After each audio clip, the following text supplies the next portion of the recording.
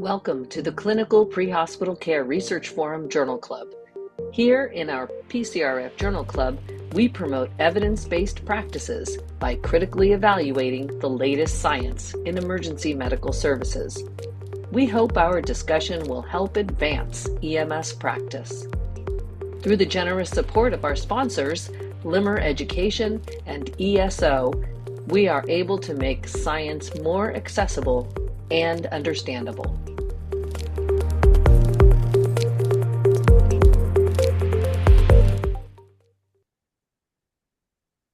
All right. Good morning or afternoon, everyone. Welcome to the March 2026 edition of the Pre-Hospital Care Journal Club Clinical Edition. And special thank you again to our sponsors, Limmer and Limmer Education and ESO, for making it possible for us to be here together. This is a special edition. You may have noticed our background has changed. We are coming at you live from the Pre-Hospital Care Research Forum in Los Angeles at the UCLA. I see Dave's really excited. He's actually right here. It's so weird. But maybe we could kick off first with Dave. You could just tell a little bit about what we're doing here at this event, and then we will proceed with our usual scheduled podcast. Love it, love it, love it. So we are live from the CareStar, which is a foundation that has supported research and has a focus on equity, a research workshop. So participants arrive with an idea and leave with a completed abstract. And we use ESO data. Thank you to our partners who so graciously make this possible, to look at actual patient care that happens in the field, and all of the data entry that we do as paramedics and EMTs goes into those charts. And sometimes we don't know what happens, but we can use these to do research. And participants come without any experience in research, and we pair them with experienced statisticians and mentors who can then help them craft the right question and begin to answer some of the questions that we have about the care that we provide. We're blessed to even be able to do outcomes-based research because ESO has a bridge and we can find out what happened to the patient. So it's really special because this one's focused on equity, and the projects are related to women in EMS, as an example, or what happens when we have a large immigration effort occurring in our country, but in particular areas, or behavioral health and what happens when people begin to take oral antipsychotics. So the topics are diverse and very fun, and we are excited.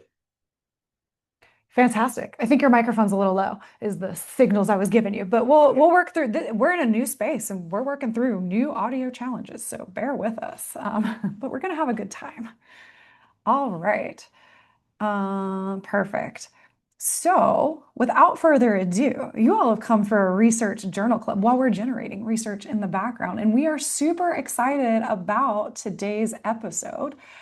So I will get on with, first of all, introducing our panelists today. So I am still Remley Crow, and today I am joined by Dr. Tony Fernandez, Jeff Rollman, Michael Caduce. Dr. Bill Toon will likely make an appearance, and we've got the Dave Page with us as well. As always, our discussion of the article will be paired with an article written by our very own Michael Caduce in EMS World called Journal Watch. You can find this on the EMS World website under the category of education and training later on. Thank you. I see there's a big group of you who are on live for this podcast. Thank you, listeners. Those of you who are here live with us can use the chat feature on your screen at any time to add questions. We'll bring them into the conversation as we go.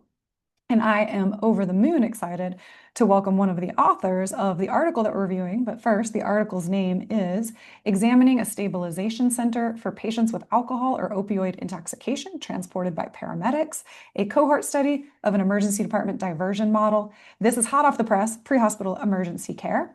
And we have with us the Dr. Ryan Strum. So thank you for joining us, Ryan. Really appreciate you taking the time to share with our audience.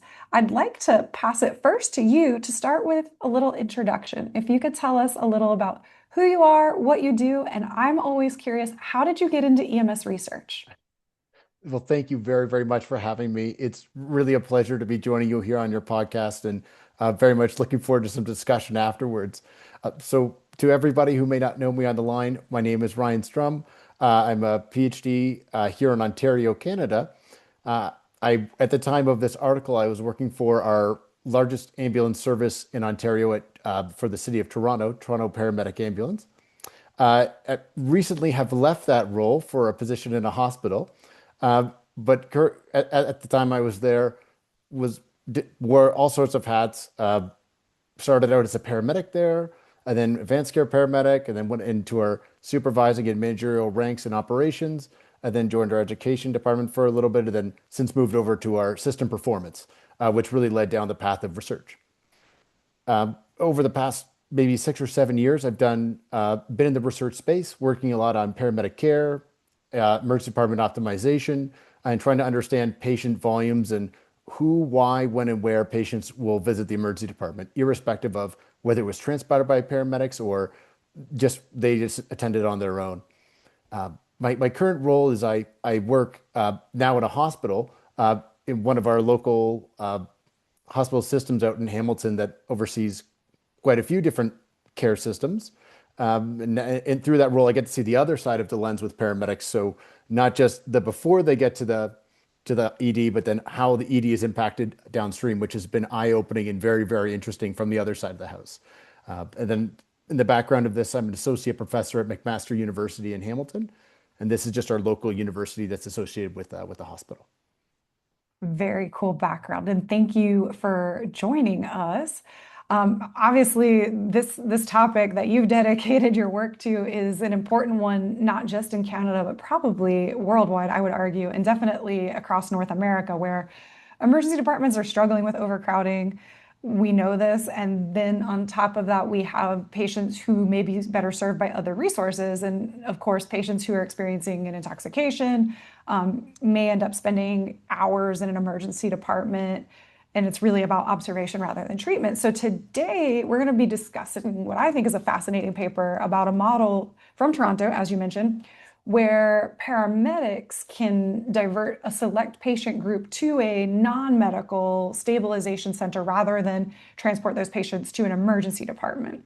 And so I'm curious, what in your system motivated this work to happen? Yeah, great question.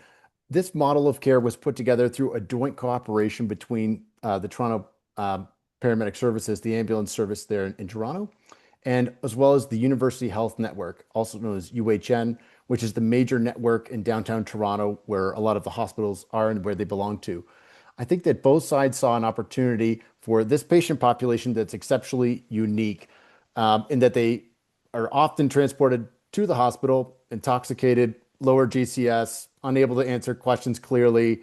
These patients cannot be left on their own, or even if there's a care provider there, just under the system of where the patient requires care, liability, setting up whatever care might be needed after they're able to sober, whatnot. There was an opportunity to see if there's anything else that could be done for these patients.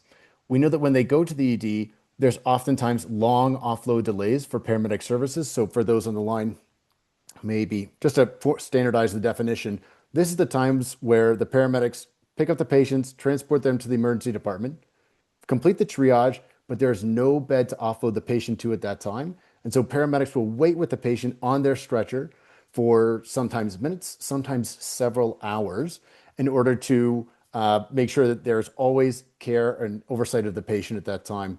So while the patient is on the stretcher with the paramedics, they are unable to go back into operations, service more 911 calls, and really do the job that we're mandated to do.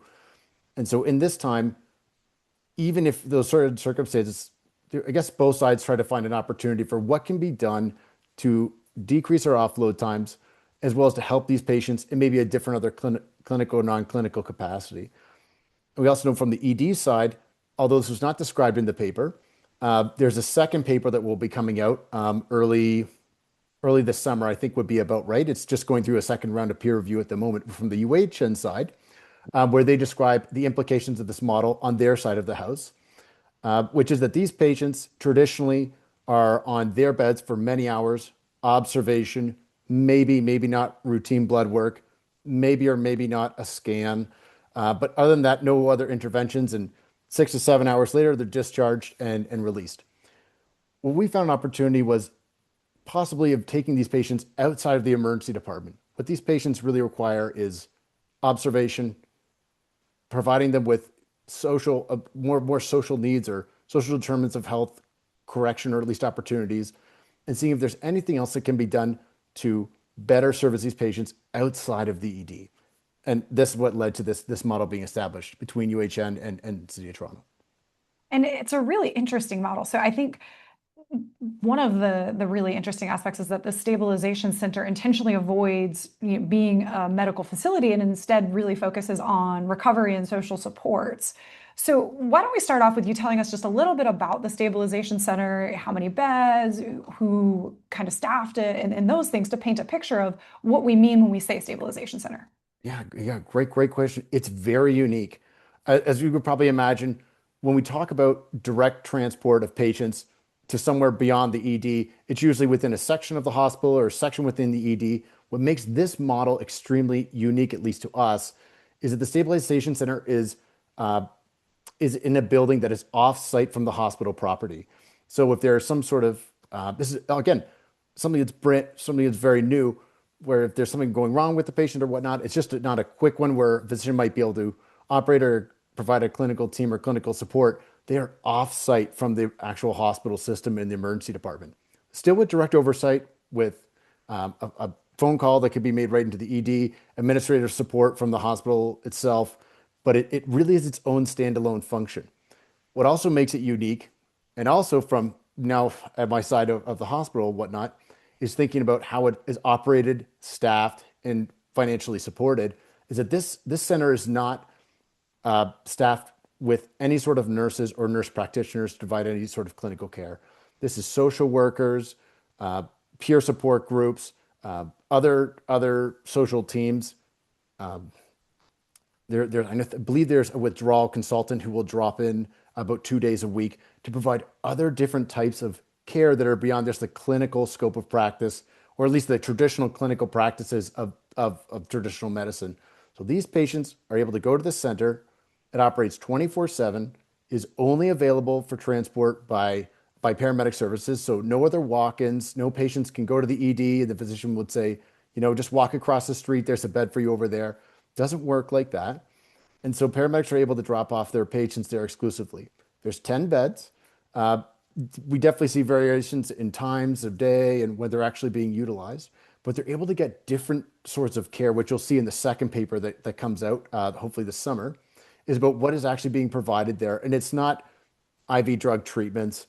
It's not, prescriptions at discharge. It's more trying to find patients, provide them different sorts of things, such as trying to make them up with different food stamps so they make sure they have a meal at discharge, where they're trying to connect them with local shelters and their operating hours. I know that once there was initial enrollment of some of these patients, there was a big consultation about what they actually wanted out of the center, and what they really wanted was a washer and dryer. And so they were able to put that, install that in to help this very vulnerable patient group with giving them something that they might want as well. And so far, I think it's been very, very quite successful. And not just in the metrics that we could probably describe and talk to, but I think it also benefits this patient group as well. Really hard to advocate for and advocate for themselves. So if there's anything that can be done, such as models such as these, it's very, very interesting.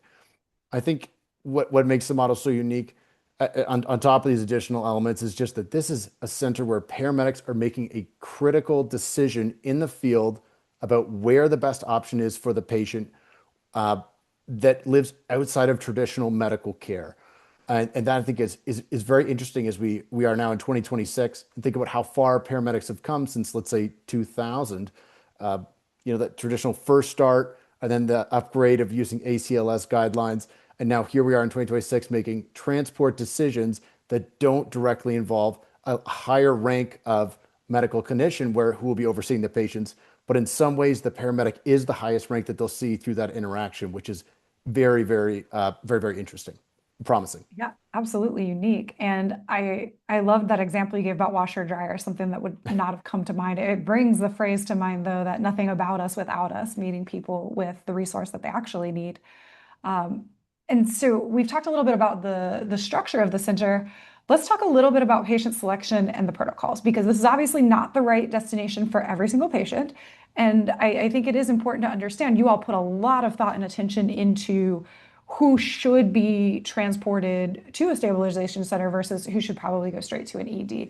And to help us talk through that, I will share with the audience table 1 from the paper that lays out some of these criteria. But maybe you could just give us high level summary on, what were the aspects that you considered for being able to bring a patient here?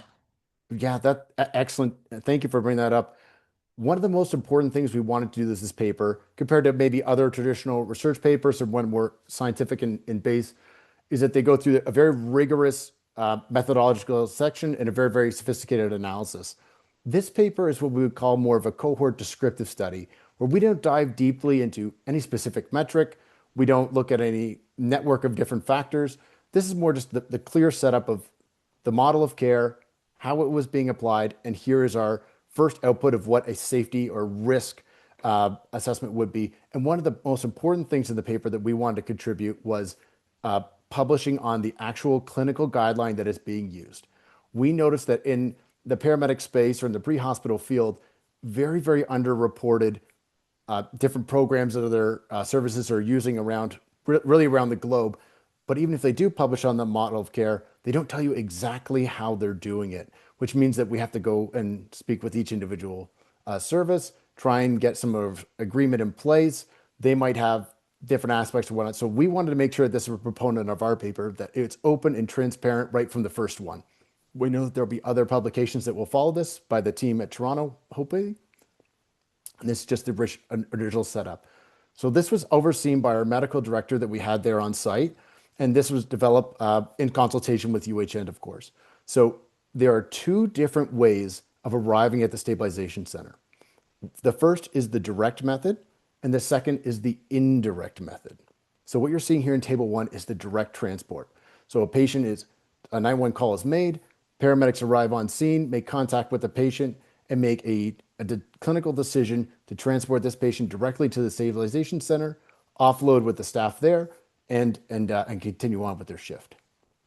In order to meet those criteria, a patient had to be 16 years or older, have known or suspected alcohol, ethanol, intoxication, or an opioid intoxication. Has to be an acute onset, and they have to be able to ambulate or verbalize unless they couldn't do so due to this sort of intoxication.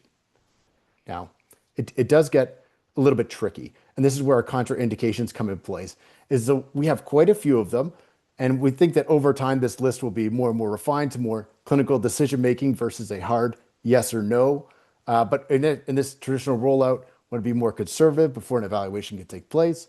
And so we excluded patients that involved recent trauma or injury, of course, respiratory distress, requires acute interventions by paramedics for life-saving or time-sensitive clinical conditions, administration of any of our symptom relief by either ourselves or other bystanders, neurological deficit that will be new or new onset, and everything else you're seeing here in our classic table 1. Yeah. Absolutely. And so I'm curious, since we have an author, we get to ask behind the scenes questions, if you will. While I queue up, Tony Fernandez will come join us for some more methods talk here in a second. But behind the scenes, if you're able to comment, how did paramedics feel about these criteria initially? Were they comfortable using them? Did they have any concerns one way or another on too conservative or not safe enough? Interested in the attitudes that you all experienced. That's right. So this clinical guideline was not just put in place, was built with UHN, other emergency physicians, went through many, many rounds of analysis that I wasn't a part of myself at the time, in order to come to this, what would be the finalized version of how these patients would be captured. I knew a big part of this went in was make sure that the paramedic perspective was included in formalizing these guidelines.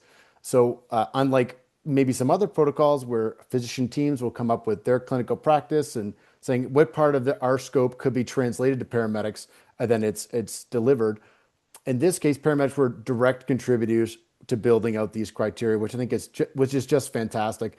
As I'm sure many of us here on the line could probably attribute to, there are many, many decisions that can only be made when the patient's in front of you that are not captured in EMRs or they're the medical records that we might make a decision go one way or another. And so to be capture them in hard criteria like this is always a challenge. Also, but recognizing that paramedics do have voice. So where it came from was a very large spectrum. Is once this was officially rolled out, is that of course some paramedics were very passionate about it. They've been waiting a long time for something like this. They enjoyed that Toronto is really trying to put themselves on the map with the new care model. They want to do what's best for the patient, and we're recognizing that not all of what's best for the patient can be done with drugs. We have the other side as well, which is those who may resist change management. They know their job in and out as a paramedic is to transport patients to the emergency department and provide medical treatment. Again, a little bit of a paradigm shift from their traditional scope of practice that they've had for the last several decades. I think that well over time, this model has been accepted, supported, and the paramedics who are on the main ground with these patients are very, very large advocates of it. I can share a piece of information that we're going to have see in a second paper, which is analyzing the offload delay times for similar patients with, let's say, similar cohorts. These patients that get transported, they're waiting. They could be waiting several hours with these patients, but on average, depending on several factors, it's at least around 40 minutes of offload delay. Here at the stabilization center, the average is 7 minutes. So these patients are able to put their vehicle in park, which is that first time stamp. By the time they take the patient out, roll them right in, move them over to a bed, quick story to the social care nurses. They're already offloading, and then they're back into operations, able to service no 911 calls. And that is a profound difference, especially in a lot of services and emergency departments where trying to work down these performance metrics like offload delay, length of stay are really important. Finding something that just doesn't move it by a few minutes, but move it by half an hour for each transport is great. Although we realize that of the 350,000 calls that are transported by Toronto, these calls represent only a few thousand. It's a drop in the bucket, but it's a drop in the bucket in the right direction, and that's what we're really excited about. Absolutely. And I spent a lot of time teaching quality improvement. We always say every system is designed to get the results it gets. And here you've actually made a true change to the system to get different results. And in this paper, provide a really nice framework for others to replicate and iterate off of. I am going to turn it to Tony to talk a little bit more. This is not, your standard paper with tons and tons of statistical analyses. This is a framework. But I do think it's helpful before we dive into results to talk a little bit about the method some more. So Tony, I'll pass it off to you.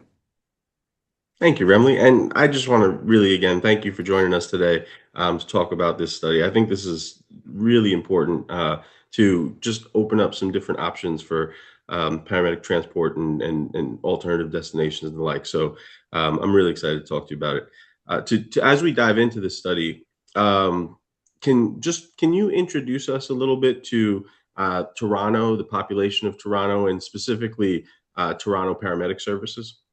Yes, absolutely.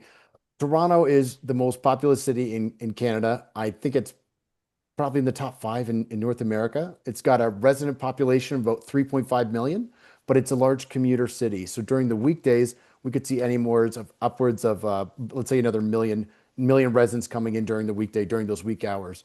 So quite big for a city. With Toronto Paramedic Services, they have about 1,500 paramedics. They're the exclusive provider ambulance service to the city of Toronto within its boundaries. So there's no other model. It's publicly funded. So there's no other private sector or private ambulance service that would compete or take different 911 calls. So as soon as a 911 call is placed, it's relegated as police, fire, or ambulance, or any combination of one. And if ambulance is selected, it's only Toronto paramedics that will go. They service about 350,000 transports a year, or these calls, I would say. So they're very, very quite busy. Typically, they're run, as we all know, 24/7. They offer different programs such as community paramedicine, many different other things like their emergency teams that run with the police themselves. They work with some mental health units. They do a whole myriad of things that they are now starting to develop with these hospital partners. And this is one of the models that is included with it. Yeah, really high level system, and definitely one that's appropriate to try this new stabilization center out. And I think this is great. So your study period was about 2 years. You went from December 8th of 2022 to December 31st, excuse me, of 2024. So a real wealth of data there. And you were able to collect a whole host of variables to other than just your patient demographics and the like. You looked at um, ambulance use of lights and sirens, uh, the primary problem for the patient, the interventions done, specifically administration of naloxone. Um, I am interested in diving in a little bit more about the ambulance use of lights and sirens. I think that would be a something that folks may just pull off the top of their head for a study like this. Can you tell me why the author team thought that this was such an important variable? Yes, absolutely. As we all know from 911, based on how the call has come in, triage, put in the MPDS system, what is being used in Toronto at the time, is that it's a generalized intake that is stood up on its own, and this dictates the type of emergency or emergent medical response that the ambulance is expected to run. So, for example, we got a caller who calls in, patient was found on a street corner, they are not moving. That classic 911 triage, can you see if the patient's breathing? Say, hey, I don't know this person, I don't feel comfortable approaching them. This would get called up as through our system as a very, very high priority call, and an ambulance would run over their lights and sirens. What we wanted to capture with this specific element is that the call intake versus the paramedic assessment are two different pieces. So the 911 intake assessment is based on that structured criteria.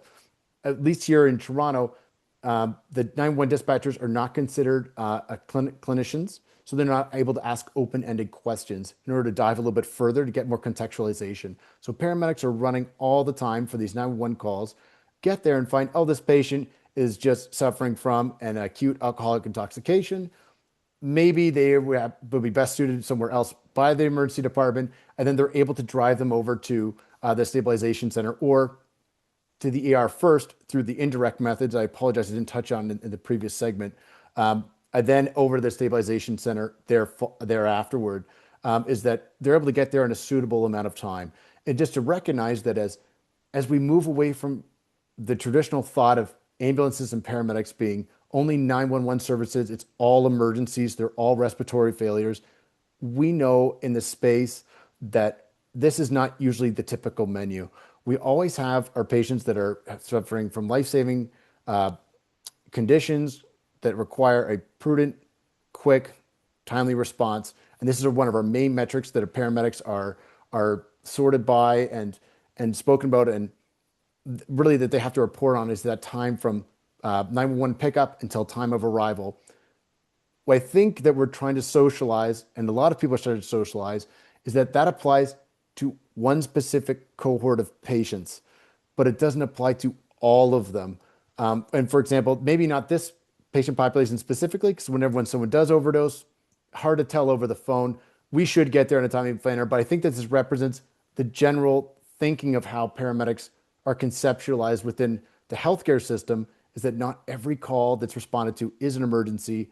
And this is, I think, just one of the reasons why we just wanted to kind of tap on that.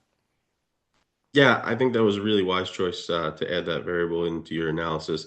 And you mentioned that you didn't get a chance to expand a little bit on the indirect pathway of how patients came in. Can you walk us through that as well? Yes, absolutely. That's captured in the article on table 2. And so here we see on table 1 is all of our criteria for the direct pathway. Thank you. That's great. So table 2 is kind of an alternative. This is where a patient, high suspicion, they're 16 or older, high suspicion that they've used fentanyl, they're an overdose.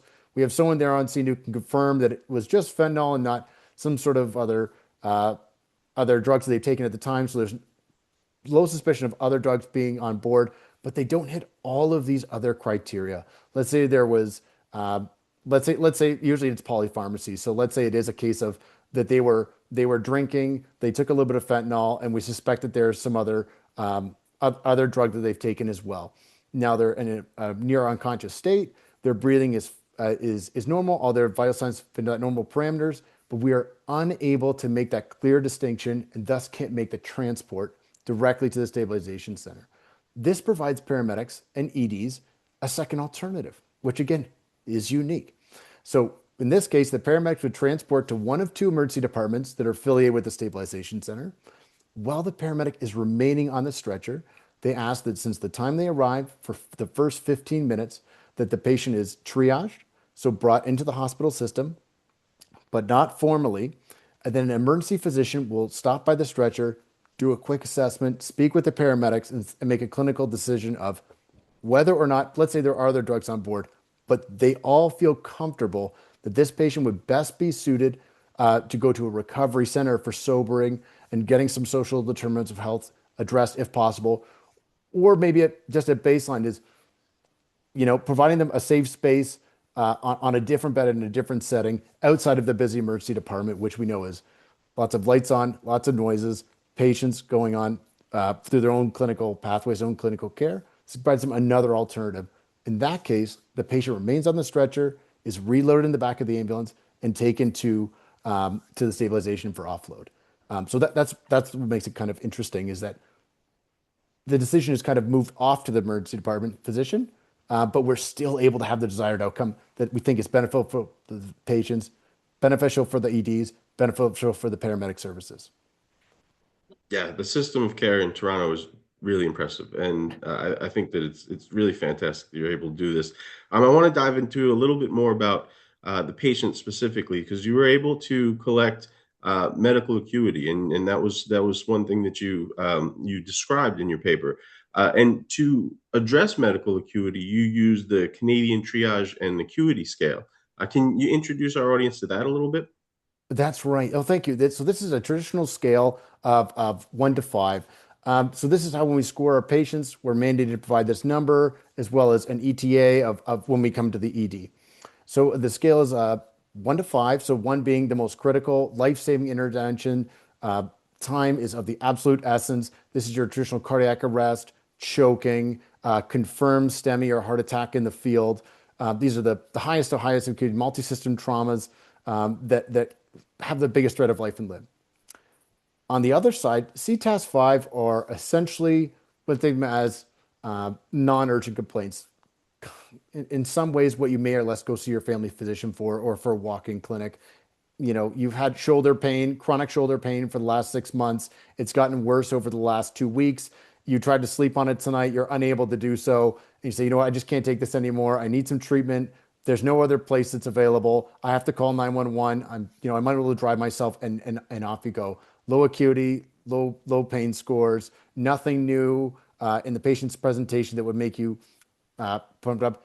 And traditionally, where this it's kind of more or less like a normal distribution here. I guess it's very, very weighted in the center with around many patients being in the CTAS 3 category, several other patients being in CTAS 2, a small group in CTAS 1, and small groups in CTAS 4 and 5 are usually the traditional spread with our annual call volume. And what we try to capture in this paper is that, again, although we're running lights and sirens to these patients, when we get there, most of them are CTAS 3s, that urgent classification, that urgent category. So needs to be seen by the best care provider that they should be able to receive within the first 30 minutes or an hour. That's traditionally how it's thought of. There are a few cases with the CTAS 2s. Remember, this is clinical judgment and paramedic intuition that helps them to assign these scores. These are not going into what we see on the emergency department side, where you log in all these pieces of information into a triage system, and then it prompts out a recommendation. And then the triage nurse would assess these. Paramedics are making these decisions in the field, all hours of the day and night, and they're using a lot of their clinical gestalt, I would say, to come up with that scoring system. Yeah, I love how important paramedic judgment was in this study. Really, really, really exciting.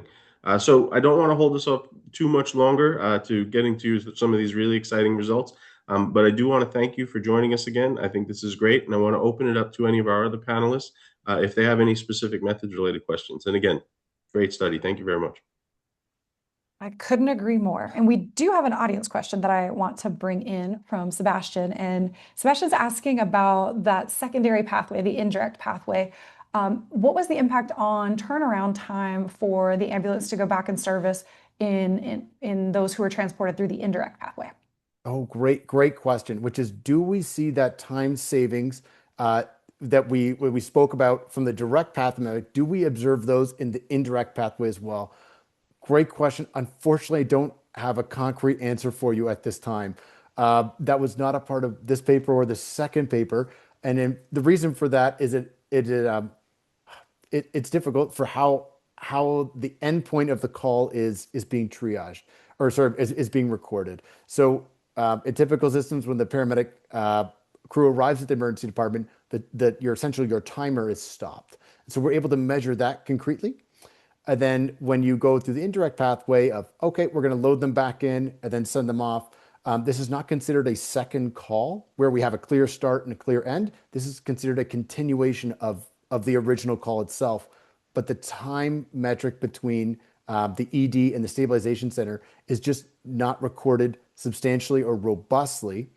And so whenever we come into scientific research, if we're not confident on data quality, the data analysis doesn't stand up, we're not making any inferences, and we don't use any sort of imputation models, we cannot report on it substantially. That would just be an error in judgment and against our scientific methodology that would be applied to studies like this. So in this case, couldn't formally recognize that metric.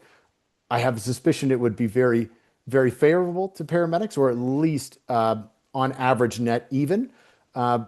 But we just can't say that. We can't say that in paper, and it's just more of a speculation at this time. But that's an excellent question. And I think that's a fair disclosure. And we've got another audience question, and I'll reveal I'm not familiar with this, so hopefully this makes sense. This may be another Canada-specific score. Did you include the CIWA score in the evaluation, or just the CTAS? Oh, sorry. I'm also, as we know from paramedics, and everyone's got a different scoring system, and there's many out there. I'm not familiar with that one myself, and that's probably just on me. We only used our CTAS score was just as you can see, it's not one of our clinical criteria besides CTAS 1, which is again obvious. If anyone requires life-saving intervention, they're not going anywhere other than the emergency department. Oh, I'm serious. I'm seeing here clinical institute withdrawal assessment for alcohol. Unfortunately, no, that those sorts of scores were not incorporated into the study. It was really just what is based on the clinical knowledge base that the paramedics have right now, and not bringing too many other scores into making this sort of judgment. So probably has value, and I think that over time, as I kind of mentioned, these contraindications will change, hopefully lower down a little bit much. And then they will, of course, will say, well, what sort of systems and tools will be brought in to help make a safe and conservable judgment? Say, well, these are some other scoring metrics that we've used to help make an informed choice. So that could be something like that they will look into down the road. Absolutely. And I suspect that the items on a withdrawal assessment, whether it's for alcohol or like cows for opioids, those get often picked up in those vital signs criteria that I saw in table 1. So I think they're Yeah. both really helpful tools, but a lot of this is probably coming out in that clinical pathway, and that would take them away from these centers. They would be more eligible to go to an emergency department.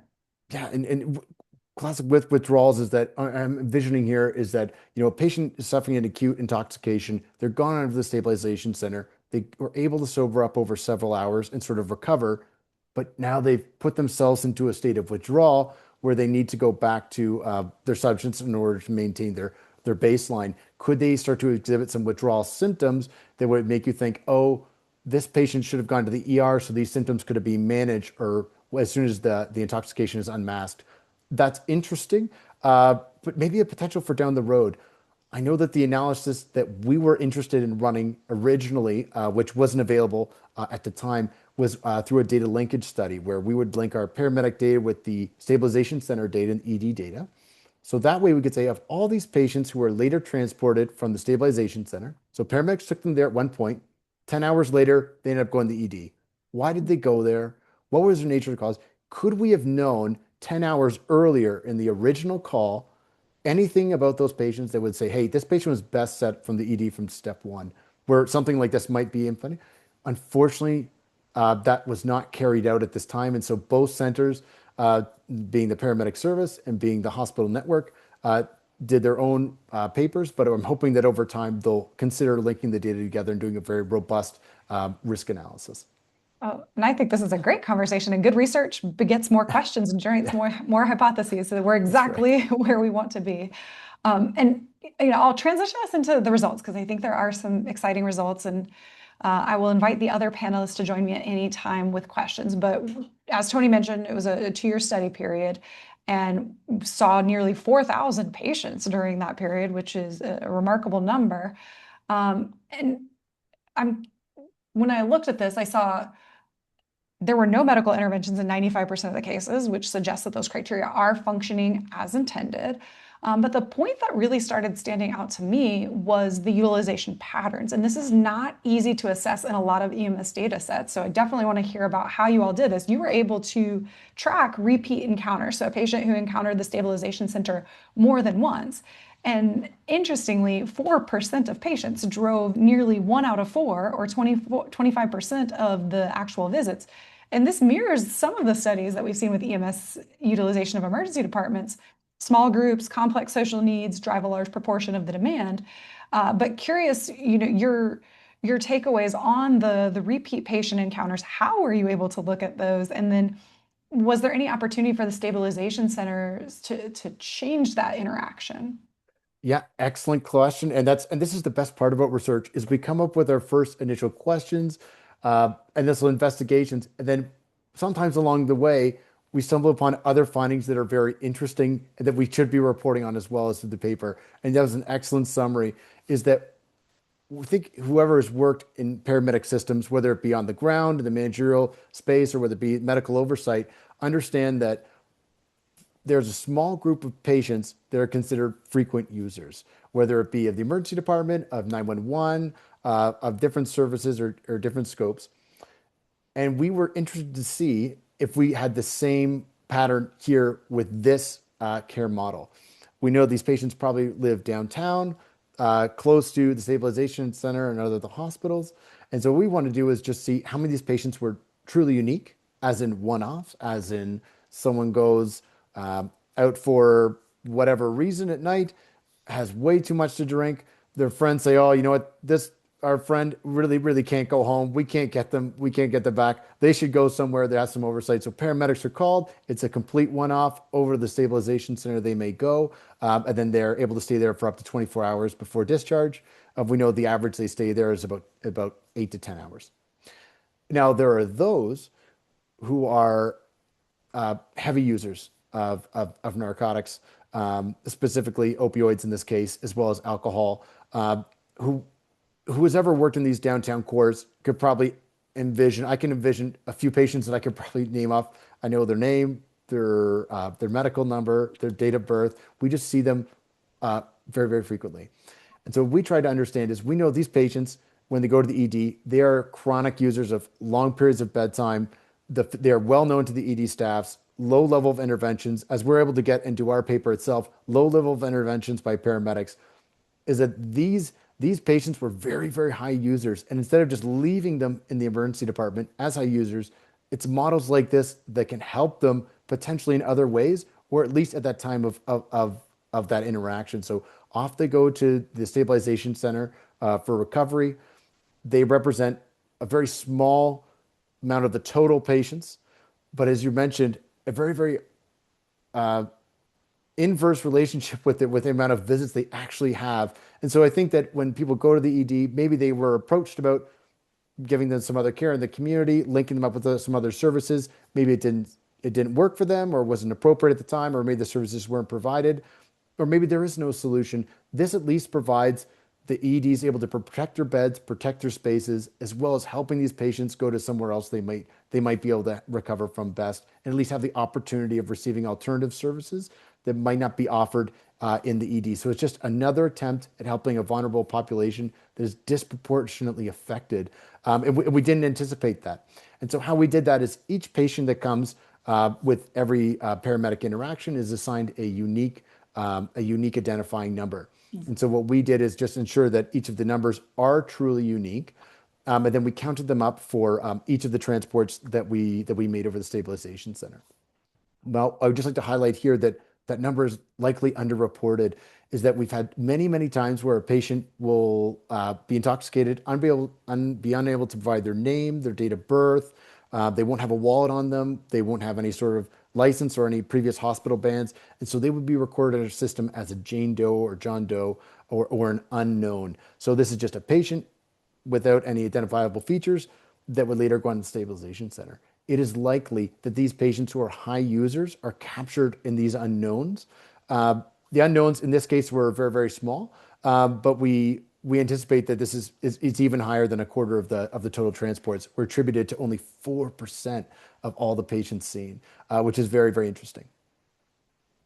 Absolutely. And it's such an important strategy to have that end in mind while you're designing a study and have the oversight to, hey, we're going to need a patient identifier. We think we may see patients more than once. And we know that EMS data is traditionally episodic. So I was very excited when reading this part in particular. It's like, wow, they could track people over time. That's so important. So kudos to the team on that one. That was a really great job.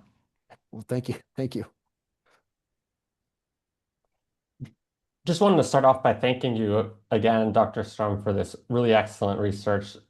Definitely always interesting to hear what our friends up in Canada are doing, and really this innovative system with your paramedic service. And first, just wanted to point out that you keep mentioning paramedic service, and a little bit jealous of in Canada, everybody's a paramedic. I know that there are definitely some different levels, like primary care and advanced care paramedics, but not all this alphabet soup of EMT B, EMTI, EMT, EMTP.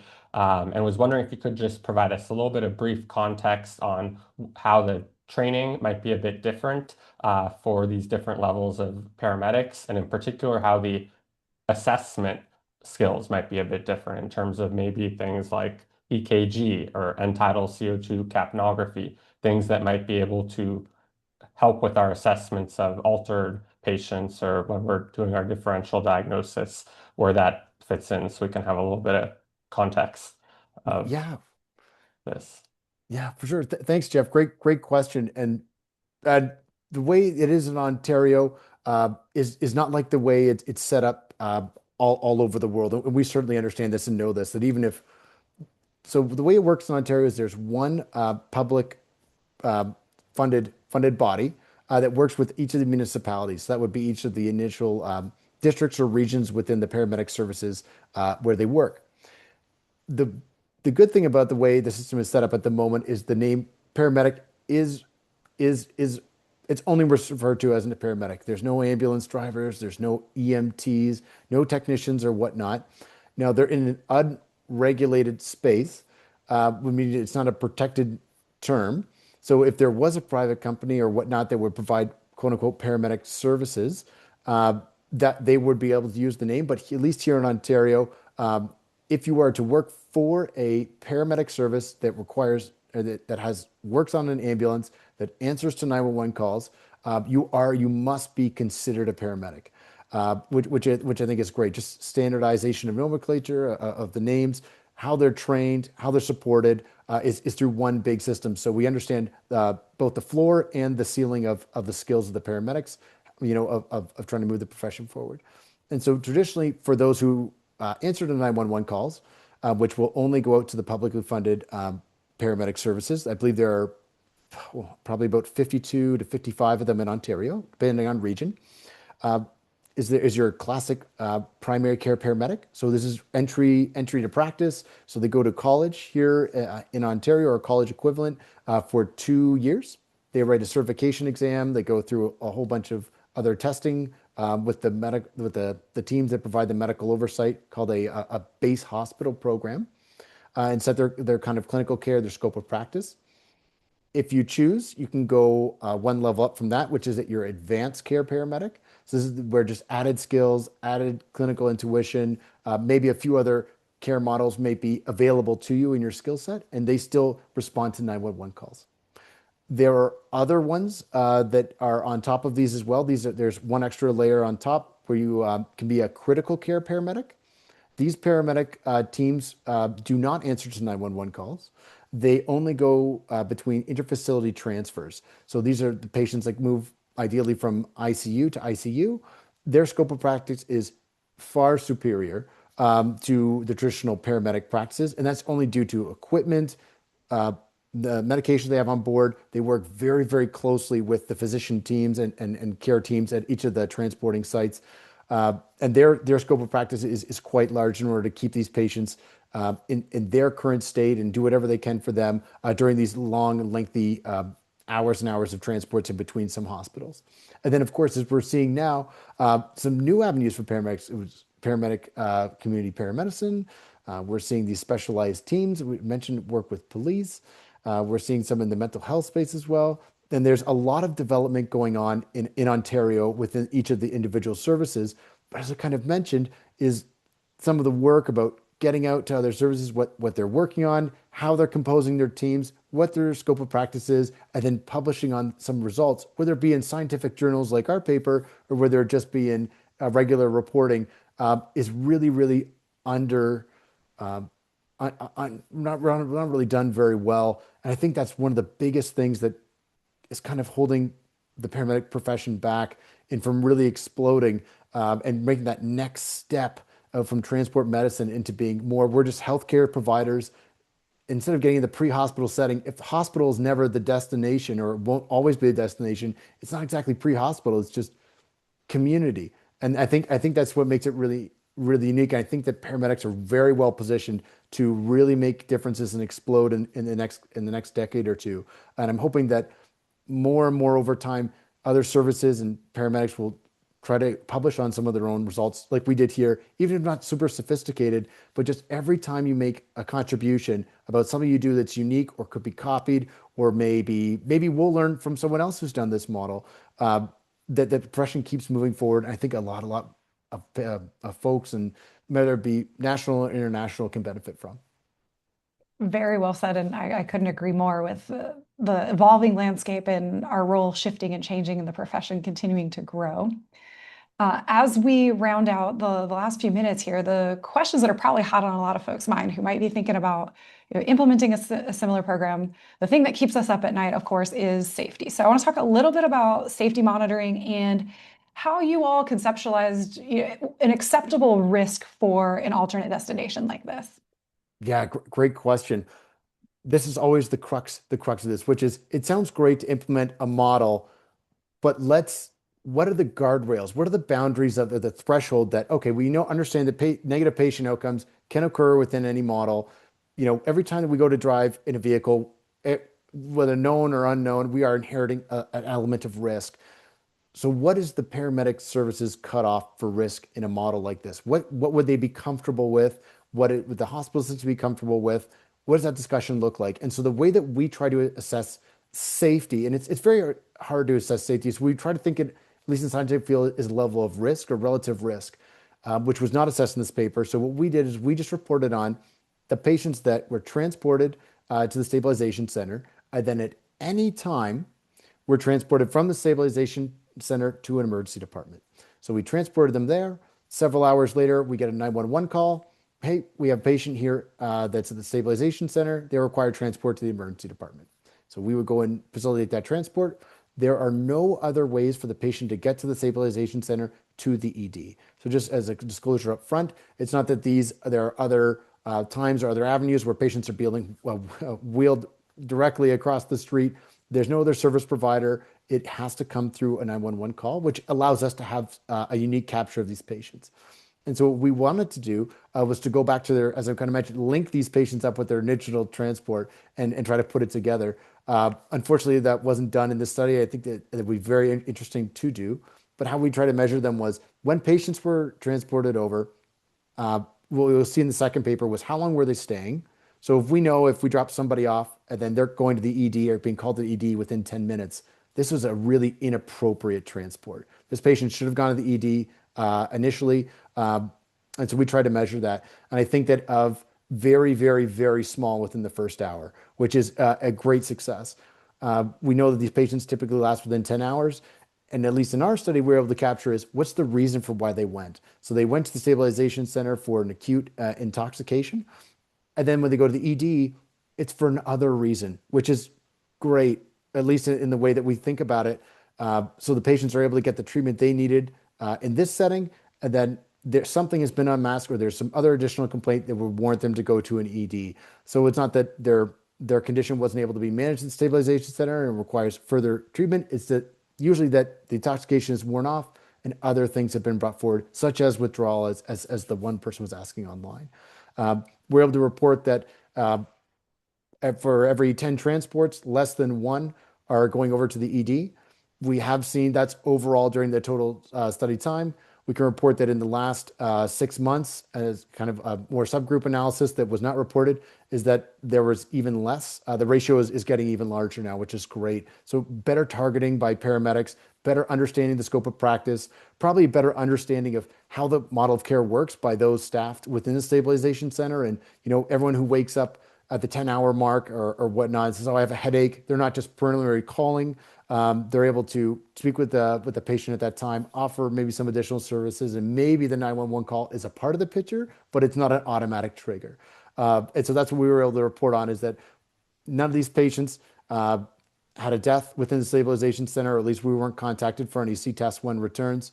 Where we know that when they do go, it's for other reasons that, hey, we're probably not present at the time of their initial contact, and that the transport over there, which is considered a second call, was very, very small time for us. And we would love to be able to truly understand when they did go over to the emergency department that there were no negative outcomes on their side as well, to sort of round out this whole model.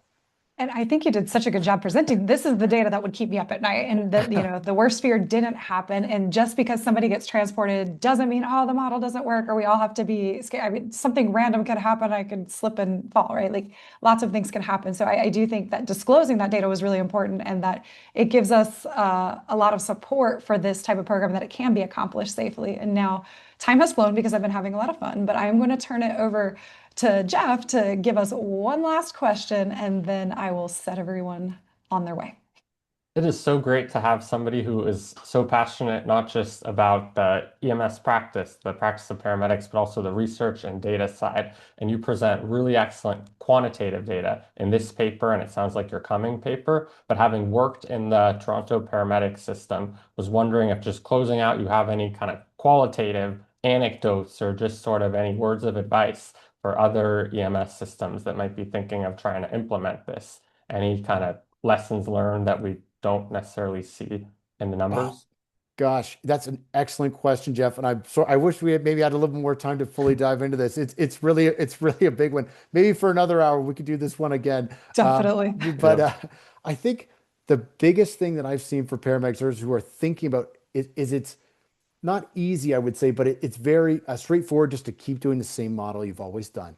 It's the same model. We know their training, we know their scope of practice, we know how the equipment is supplied, we know how the vehicle is stored, we know understand our budget that we have to work within, and that all of our expenses that might increase over time, they're just based on inflation or increases in call call volume requires more staff, or there's more or less whatever goes with it just up. When you introduce something new, you're taking on a little bit of the unknown.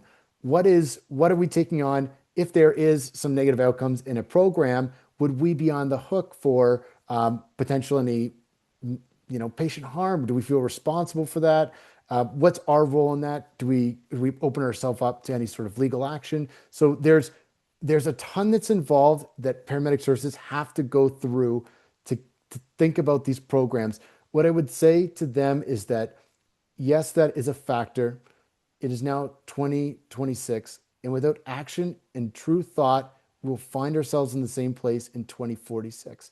And I'm not saying you need to implement, but I'm saying that it would be prudent of a lot of services to think about what's the next steps, and at least consider them now. And we know that they always like to do a little bit of following the leader. So once a model is out there and done, people feel maybe more or less more comfortable with installing their own models, considering them, attending conferences, versus the first one to make the first jump with a new model.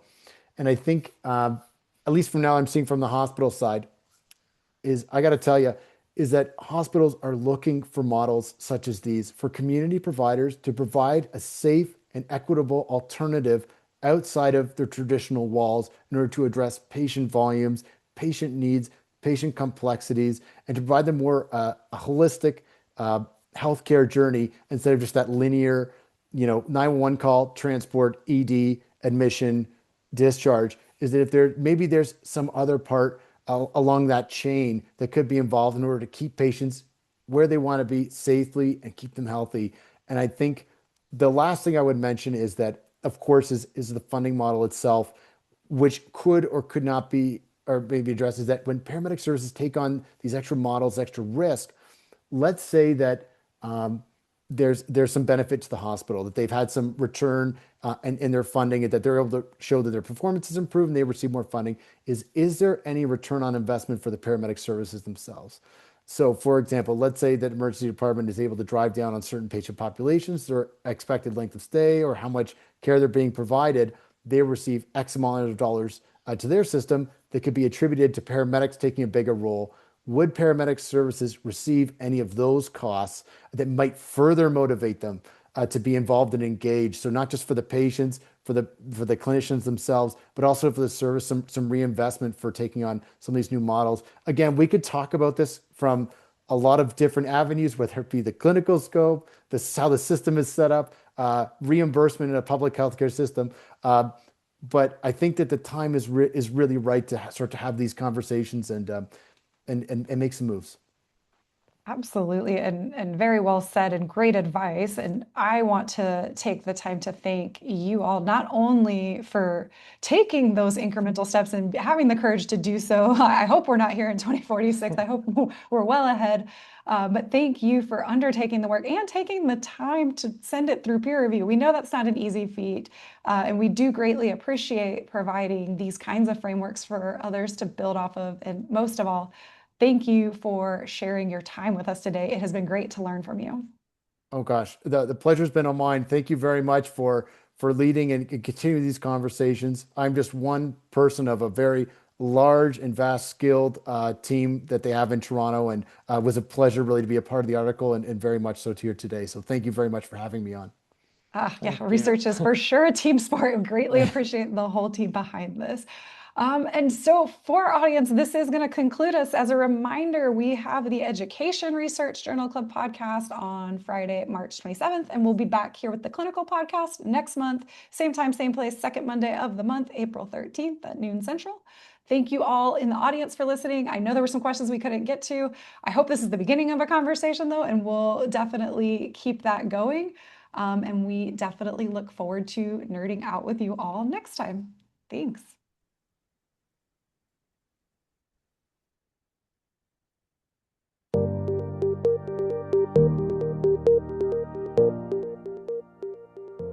We hope you have enjoyed and learned from this PCRF Journal Club. Please share it with other interested EMS professionals. An archive of past journal clubs can be found at pcrfpodcasts.org. You can also find us on Facebook at PCRF at UCLA and on our website, prehospitalcare.org. A special thank you to our sponsors, Limmer Education, providing educational tools for success at every stage of your EMS journey, and ESO, dedicated to improving community health and safety through the power of data.